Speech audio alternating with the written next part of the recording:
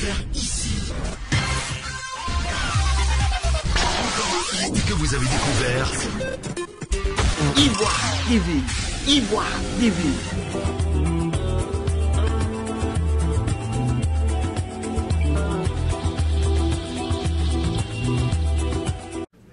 Bonjour mesdames et messieurs, je voudrais m'excuser déjà pour ce petit décalage qu'il y a eu entre la fin du conseil et puis le début donc de ce compte-rendu en raison d'une panne technique qui fort heureusement a été réglée.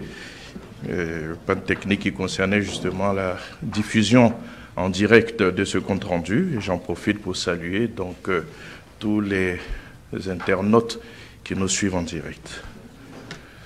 Mesdames et messieurs, le conseil de ce jour a commencé à 11 h pour s'achever à 12h30.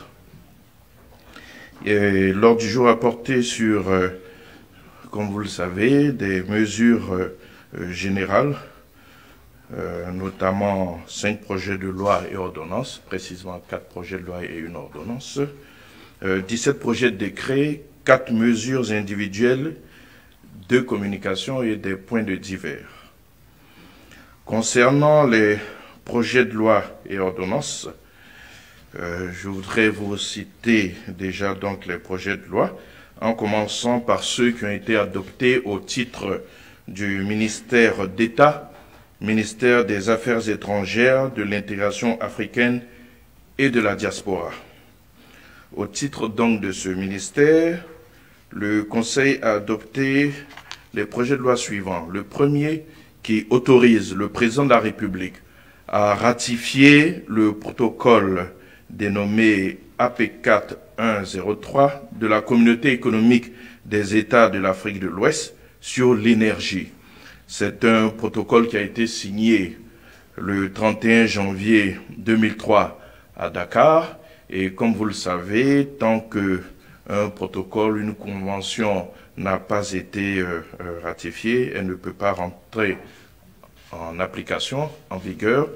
Et la ratification donc de cet accord permettra à notre pays, ainsi qu'aux autres États membres de la communauté qui l'ont adopté et ratifié, d'accroître les investissements dans le secteur de l'énergie, de supprimer à terme les barrières techniques et administratives en vue de libéraliser et développer le commerce de l'électricité, du gaz et des autres produits énergétiques dans la région et de sécuriser leur approvisionnement. Le deuxième projet de loi autorise le président de la République à ratifier le statut de l'organisation islamique de sécurité, l'organisation islamique pour la sécurité alimentaire. La ratification de cette convention permettra à notre pays de mobiliser d'importantes ressources financières pour le développement de l'agriculture, d'améliorer la productivité et le renforcement de la sécurité alimentaire ainsi que de sa gouvernance, de bénéficier de techniques nouvelles sur les différents aspects de l'agriculture durable et du développement rural, ainsi que d'expertise en matière de règlement des problèmes liés à la désertification, à la déforestation, à l'érosion et à la salinité.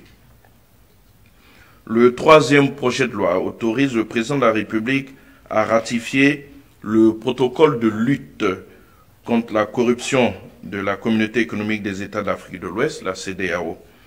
Et la ratification de cet accord permettra à notre pays de renforcer le dispositif interne de lutte contre la corruption et les infractions assimilées, d'œuvrer de concert avec les États membres de la communauté à la mise en place d'un cadre de coopération, d'entraide judiciaire et d'assistance entre États aux fins de faciliter la poursuite et la répression des actes de corruption en Afrique de l'Ouest.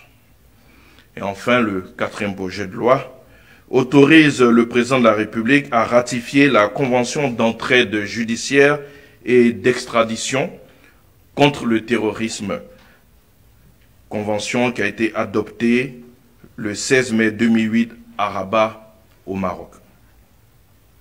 Cette convention, ou disons sa ratification, traduit l'engagement des pays francophones d'Afrique à lutter contre le terrorisme de façon globale et cohérente, avec des normes et des institutions établies d'un commun accord. À cet effet, elle organise un cadre de coopération judiciaire et règle la question de l'extradition en faisant l'obligation aux États parties de se livrer réciproquement les personnes poursuivies ou condamnées pour actes de terrorisme. La ratification de cette convention permettra donc à notre pays de renforcer cette convention de concession signée entre l'État de Côte d'Ivoire et la société Ivoire Hydro-Énergie ou IHE en 2013 porte sur un montant de 121 milliards de francs CFA qui permettront, et vous l'avez compris, la construction d'un barrage hydroélectrique, donc aux environs de Sembrobo, sur le fleuve Bandama. Toujours dans le cadre des mesures générales, je vais à présent aborder les projets de décret qui ont été adoptés. Au titre du ministère d'État, ministère des Affaires étrangères, de l'intégration africaine et de la diaspora, le Conseil a adopté un décret portant ratification de l'accord cadre de coopération entre le gouvernement de la République de Côte d'Ivoire et le gouvernement du Royaume d'Arabie Saoudite, signé le 5 février 2021 à Abidjan. Cet accord s'inscrit dans la dynamique du renforcement des relations d'amitié et de coopération entre la Côte d'Ivoire et le Royaume d'Arabie Saoudite. Il étend le champ de la coopération des deux pays à tous les secteurs d'activité économique et la ratification de cette convention de base permettra aux deux pays d'envisager la conclusion d'autres accords dans tous les domaines d'intérêt commun. Au titre du ministère de l'Économie, des Finances, et cela en liaison avec les ministères concernés, le Conseil a adopté un décret portant transfert des titres carbone dans le cadre du contrat d'achat carbone du programme de réduction des émissions de gaz à effet de serre autour du parc national de Taï. Ce décret transfère, conformément aux dispositions des contrats d'achat signés avec la Banque mondiale en octobre 2020, les titres carbone portant sur un volume de 10 millions de tonnes issus des réductions des émissions autour du parc national de Taï au fonds carbone pour une valeur de 50 millions de dollars US. La cession d'un volume supplémentaire de 6,5 millions de tonnes de réduction d'émissions de gaz à effet de serre générées fait l'objet de négociations avec le fonds carbone pour un coût de 6 dollars US la tonne.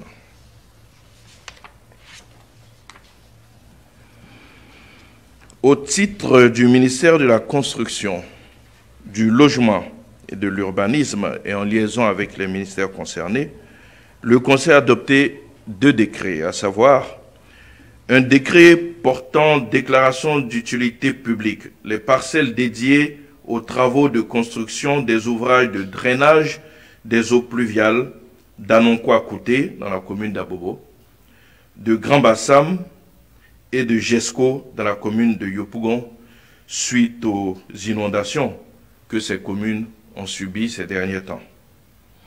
Le 2e décret porte quant à lui sur la déclaration d'utilité publique d'une parcelle d'un peu plus de 5 hectares destinée à la construction d'une station de traitement de boues de vidange, encore appelée STBV, dans la commune de Bingerville.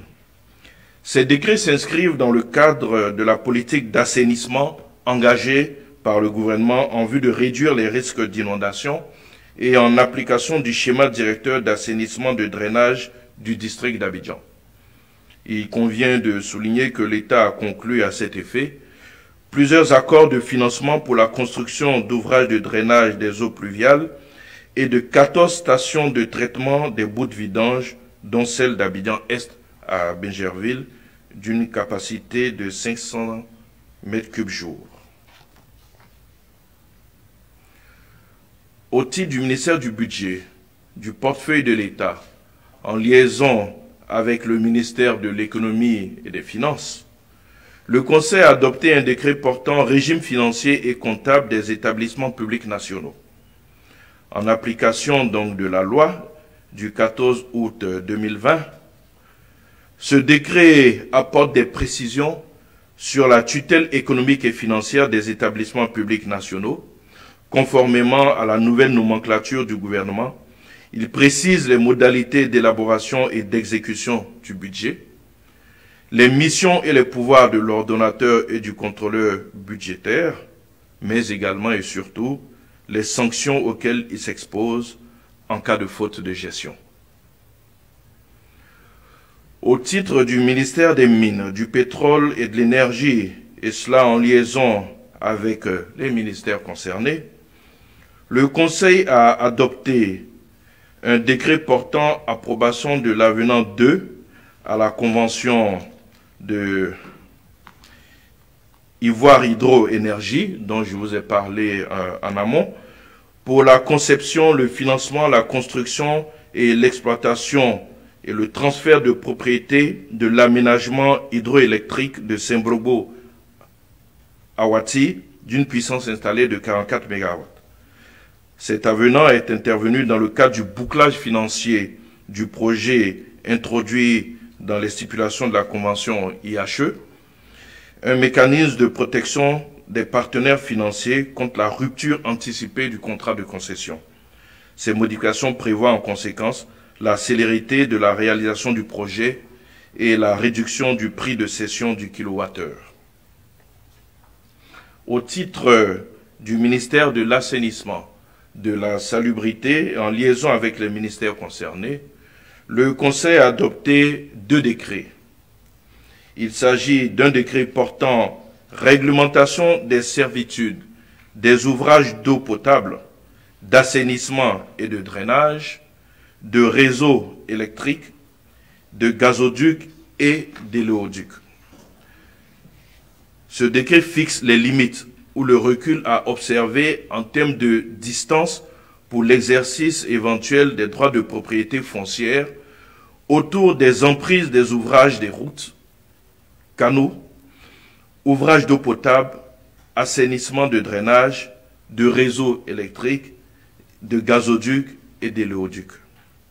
Cette mesure vise à faciliter la réalisation ainsi que l'entretien et la maintenance de ces ouvrages dédiés à l'amélioration des conditions de vie et au bien-être des populations qui occupent quelquefois les emprises de ces ouvrages de façon anarchique. Il est important de rappeler que toute transaction, construction nouvelle, tous travaux de nature à modifier l'état du sol sont interdits sur ces servitudes. Le cas échéant, toute libération des emprises se fera aux frais des contrevenants sans préjudice des autres sanctions prévues par les lois et règlements en vigueur. Le 2e décret porte approbation du schéma directeur d'assainissement et de drainage du district d'Abidjan avec la mise en place d'un système d'information géographique. Ce nouveau schéma directeur est issu de plusieurs années d'études ayant porté sur l'actualisation des anciens systèmes d'assainissement et de drainage de la ville d'Abidjan. Il comprend un ensemble hiérarchisé de travaux programmés jusqu'à l'horizon 2033, prenant en compte les 13 communes du district d'Abidjan. Il prévoit également un plan de maintenance des ouvrages existants et des ouvrages qui seront réalisés avec un renouvellement périodique des réseaux et des équipements électromécaniques ainsi qu'une gestion informatisée des requêtes des usagers. Les sites nécessaires à la mise en œuvre du nouveau schéma directeur d'assainissement et de drainage du district d'Abidjan sont d'office d'utilité publique. Au titre du ministère de la Femme, de la Famille et de l'Enfant, le Conseil a adopté un décret instituant un ordre du mérite de la femme et de la famille. L'ordre du mérite de la femme et de la famille a pour objet de récompenser les femmes et les hommes qui se sont distingués par leur travail ou par leur contribution active aux questions liées au genre, au développement de la femme et de la famille en Côte d'Ivoire. Cet ordre prend également en compte les personnes morales qui, de par leurs œuvres ou leurs actes, contribuent de façon significative au rayonnement de la femme et de la famille en Côte d'Ivoire. Je voudrais à présent aborder avec vous les mesures individuelles. Et au titre donc de ces mesures individuelles, le Conseil a donné son accord en vue de la nomination de M. Konaté Isiaka, ambassadeur premier échelon, actuellement directeur général des Ivoiriens de l'extérieur du ministère d'État, ministère des Affaires étrangères, de l'intégration africaine et de la diaspora, en qualité de consul général de la République de Côte d'Ivoire à Paris, en France. Le Conseil a également donné son agrément en vue de la nomination de Mme Marilédis Dueña Morales en qualité d'ambassadeur extraordinaire et plénipotentiaire de la République de Cuba, pré-République de Côte d'Ivoire, avec résidence à Conakry, en Guinée. Le Conseil a enfin donné son accord pour la nomination de Mme Ingrid Molestad en qualité d'ambassadeur extraordinaire et plénipotentiaire du Royaume de Norvège près la République de Côte d'Ivoire avec résidence à Accra, au Ghana.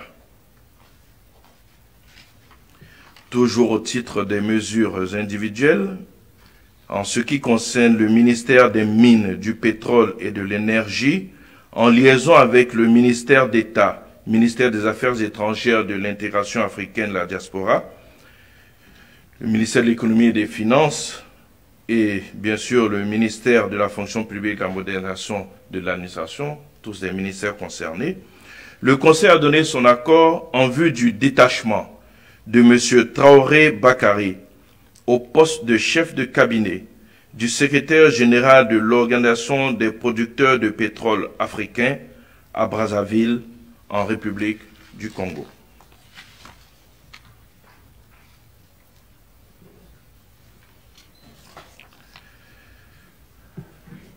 Je voudrais à présent, mesdames et messieurs, aborder avec vous les communications qui ont été adoptées en Conseil.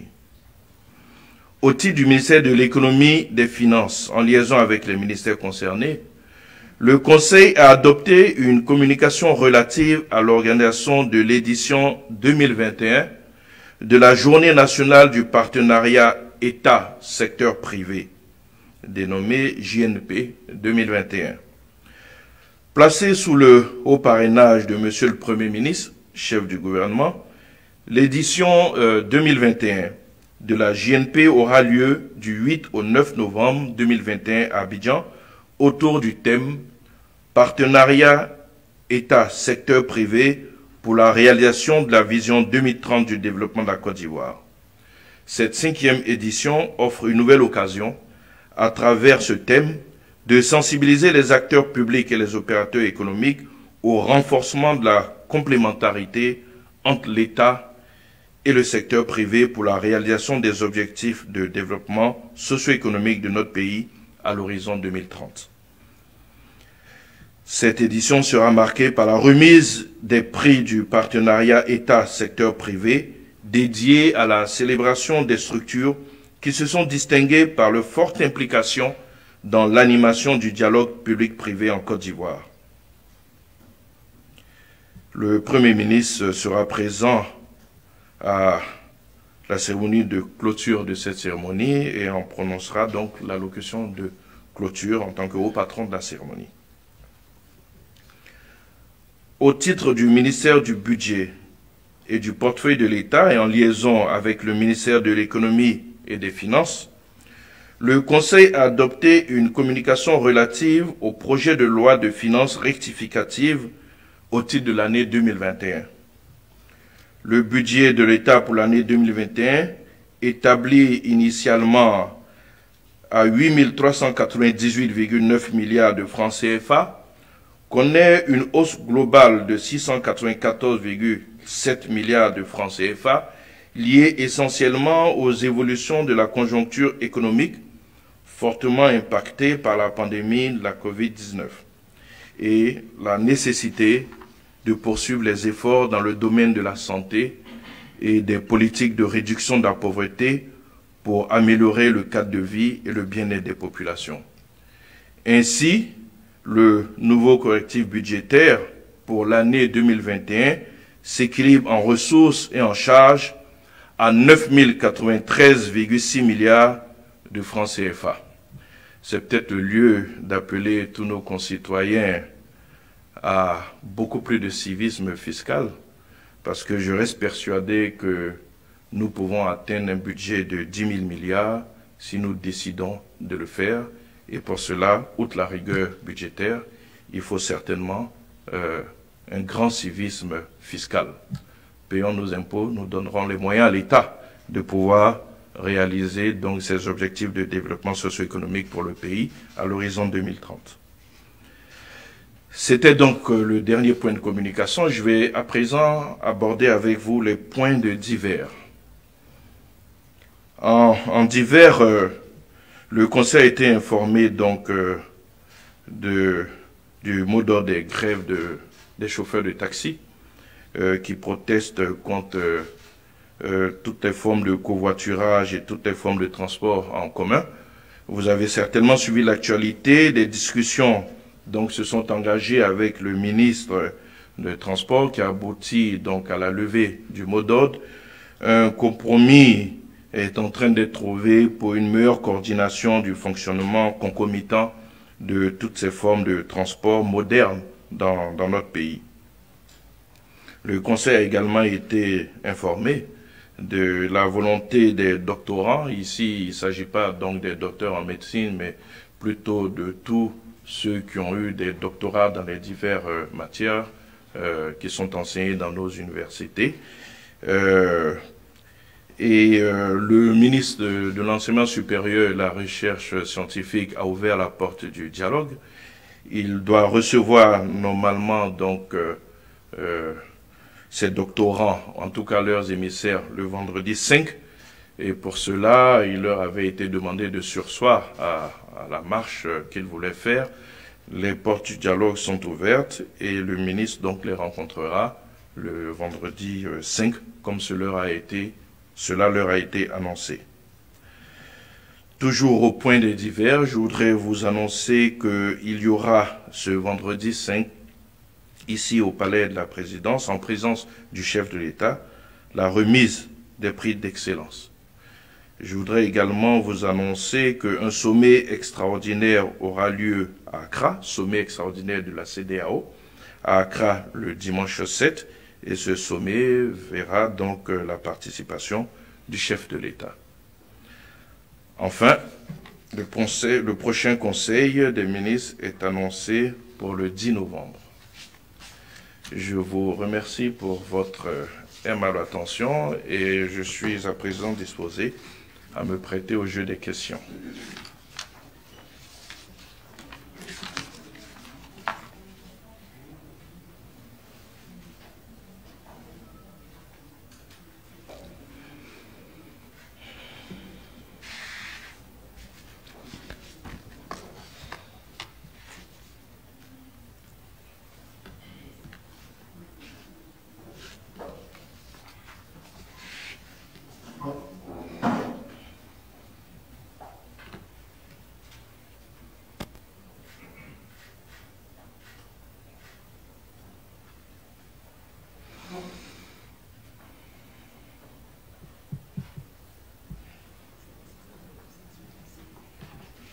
Monsieur le ministre, bonjour. J'ai une question, mais pas sur le conseil, le compte rendu, c'est un divers.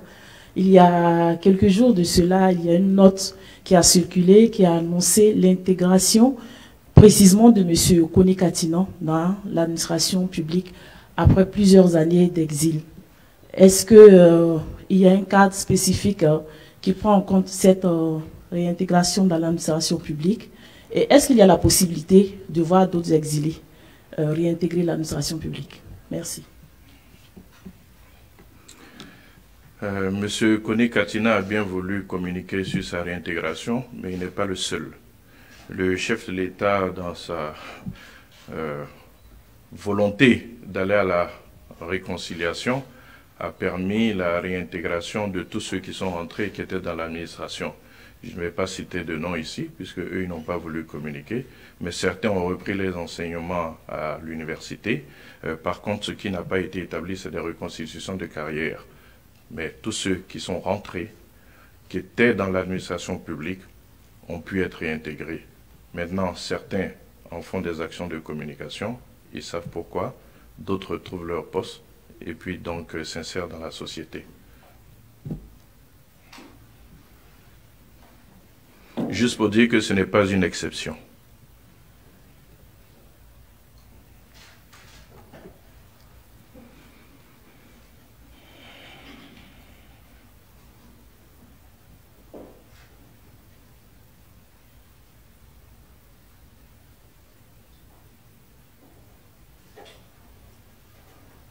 Bonjour Monsieur le ministre, c'est par rapport aux doctorants. Je suis Kone Suleiman, journaliste à Kouassi.com. Malheureusement, ils ont marché ce matin, il y a eu des interpellations. Quel est votre commentaire? Je n'ai pas de commentaire particulier à faire. Vous savez que les manifestations se font dans un cadre légal. Et toute manifestation qui n'est pas légale, eh bien, la force revient à la loi. J'ai dit ici que le dialogue était ouvert. J'ai dit ici que le ministre de l'Enseignement supérieur et de la Recherche scientifique a prévu les recevoir le vendredi 5, à moins d'avoir d'autres intentions inavouées. Quand on vous tend une pareille perche pour discuter, vous la saisissez. Les chauffeurs de taxi ont saisi cette perche et un compromis a pu être trouvé. Mais ils sont chauffeurs de taxi, pas doctorants.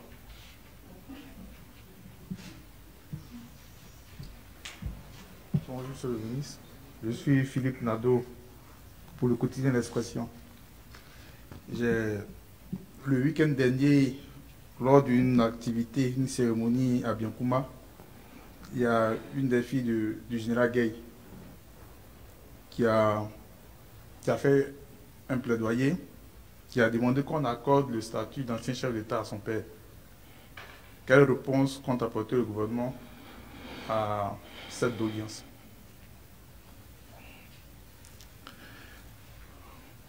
Je voudrais déjà faire une petite précision. Le général Gay est ancien chef d'État. Donc ce statut, il l'a déjà.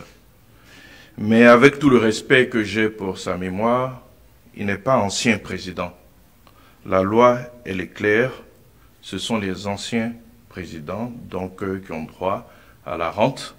Et j'imagine que derrière la question, c'est cela qui est visé. Donc dans leur établissement, donc, ou plutôt la reconnaissance de son statut. Le général Gay est un ancien chef d'État, ce n'est pas un ancien président de la République, il n'a pas été élu, et la loi de 2005 est très claire, ce sont les anciens présidents de la République qui... Absolument rien ne bloque, c'est une démarche administrative. Monsieur Charles Blé Goudé n'est pas différent de tous les citoyens. Et c'est vrai, parfois l'administration peut être lente, mais je sais que d'autres citoyens, quand on voit sur les réseaux sociaux, se sont plaints de la lenteur administrative dans la délivrance des passeports. Il y a certains, quand ils le peuvent, qui carrément font le voyage effectivement avant l'expiration, parce que c'est plus rapide ici de le faire. Mais en étant à l'étranger, il y a tout à petit.